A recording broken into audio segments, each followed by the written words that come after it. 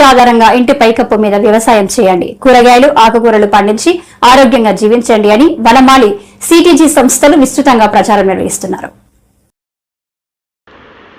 ఈ మేరకు సంస్థ ప్రతినిధులు మల్లా సరిత, అరవల అరుణ, జ్యోతినాథెల్ల ముగ్గురు కలిసి గడిచిన 10 రోజులుగా MVP colony, Gopalapatnam, Pendurthi, Dwaraka Nagar, one town, Maddilapalem, Gajuwaka, NAD, Akkayyapalem, Endada, Kurmannapalem తదితర ప్రాంతాల్లో సమావేశాలు నిర్వహించి ఇంటి పైకప్పు మీద ప్రకృతి ఆధారంగా పంటలు పండించడం, విత్తనాలు తయారు చేసుకోవడం, చీడపీడల నివారణ మీద శిక్షణ కార్యక్రమాలు నిర్వహించారు.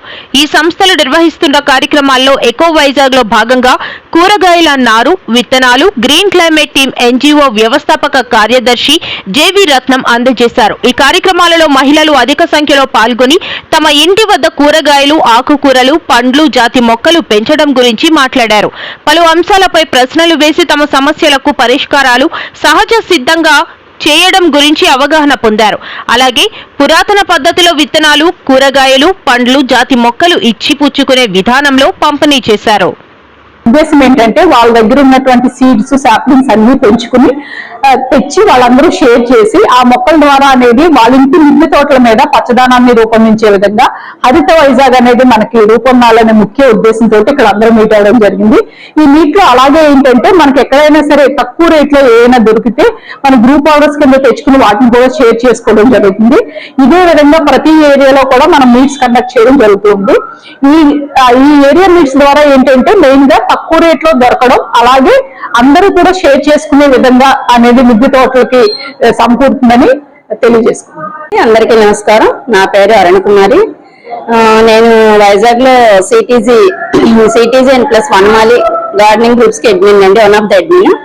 మేము ఇక్కడ ఈ రోజు గోపాలపట్నంలోని స్కిల్ డెవలప్ సెంటర్ మా అడ్మిన్స్ లో ఒకలేని జ్యోతి గారి ఆఫీస్ లోని కండక్ట్ చేయడం జరిగిందండి గార్డెన్ మీట్. ఇక్కడ గార్డెన్ లో గార్డెనింగ్ చేయడంలో ఆ ఉత్సాహం ఉన్న మహిళలందరినీ ఇక్కడ రావడం జరిగింది. వాళ్ళకి గార్డెనింగ్ లో ఉన్న వివిధ రకాలైన డౌట్స్ అన్ని క్లారిఫై చేయడం జరిగింది. ఆకుకూరలు మన ఇంట్లో పెంచుకోవడం వల్ల దానివల్ల ప్రాముఖ్యత, అది మన ఇంట్లో పెంచుకోవడం వల్ల కల్తీ లేని ఆహారాన్ని ఎలా తినొచ్చు, ఎలా వినియోగించవచ్చు అని ఎక్స్ప్లెయిన్ చేయడం అయితే జరిగింది. అలాగే కాయగూరలు, ఆకుకూరలు పెంచుకునే విధానాన్ని మేము తెలియజేశాము. ఇలా అందరిలో మహిళలందరిలో అవగాహన పెంచి గార్డెనింగ్ మీద అందరికీ ఉత్సాహాన్ని పెంచి మేము తన సొంత ఆహారాన్ని తన చేతులతో పండించుకునేటట్టుగా అందరినీ మోటివేట్ చేయడం మా ప్రధాన ముఖ్య ఉద్దేశం అండి. సో విశాఖని మిద్దె తోటల నగరంగా తీర్చిదిద్దాలనేది మా లక్ష్యం అండి. ఆ లక్ష్యం దిశగా మేము అడుగులు వేస్తున్నాము.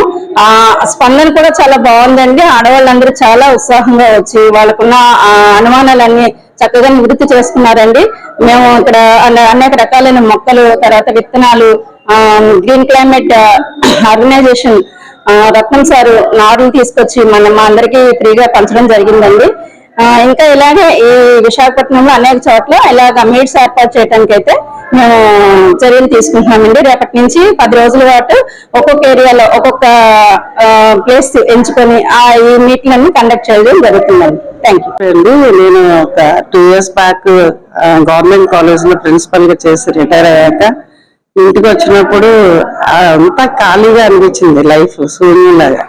ఇప్పటి వరకు ఇంత బిజీగా ఉన్న లైఫ్ లో ఇప్పుడు నేను ఏం చేయాలి రిటైర్ అయ్యాక ఈ ఖాళీ టైం అని ఆలోచించుకుంటే అనుకోకుండా నేను ఫేస్బుక్ ఓపెన్ చేసినప్పుడు దాంట్లో ఈ టెర్రస్ గార్డెన్ గ్రూప్ అనేది ఉంది. అంటే దాంట్లో జాయిన్ అనేది నేను ప్రెస్ చేస్తే నేను ఆ గ్రూప్ లోకి యాడ్ అయిపోయాను.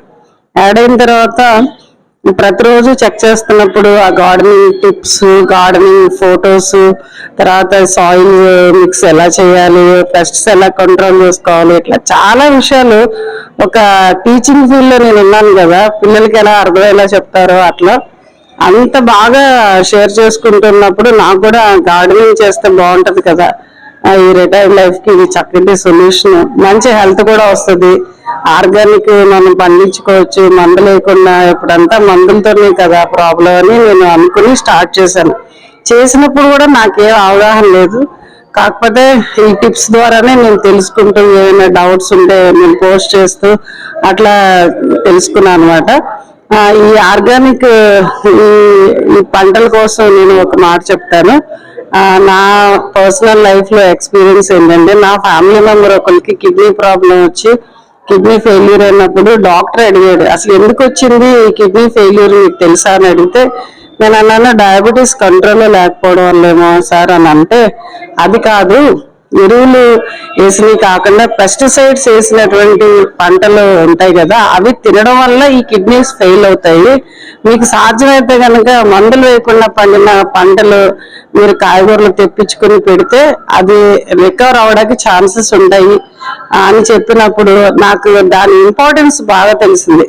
అంటే ఎరువులు వేసినటువంటి ఇవి మంచి ఎరువులు వేసిన పంటలు తింటే ఎట్లా ఉంటుంది మనిషి లైఫ్, ఆరోగ్యం, ఎరువులు లేకుండా పెస్టిసైడ్స్ వేసి పెంచితే ఎలా ఒక లైఫ్ నాశనం అయిపోతుంది. ఒక మనిషి చనిపోయారు ఇంట్లో అంటే టోటల్ ఫ్యామిలీ అంతా కూడా అది డిస్టర్బ్ అయిపోతుంది, ఆ మనిషి ప్రాణాన్ని వెనక్కి తీసుకురాలే. కనుక అంత ఇంపార్టెన్స్ ఉంది పెస్టిసైడ్ ఫ్రీ ఆర్గానిక్ పంటలు పండించడం అనేది. సో ఈ గ్రూప్ ద్వారా నేను చాలా విషయాలు తెచ్చుకుని చాలా యాక్టివ్ గా నేను మెంబర్షిప్ లో కొనసాగుతున్నాను. నాకు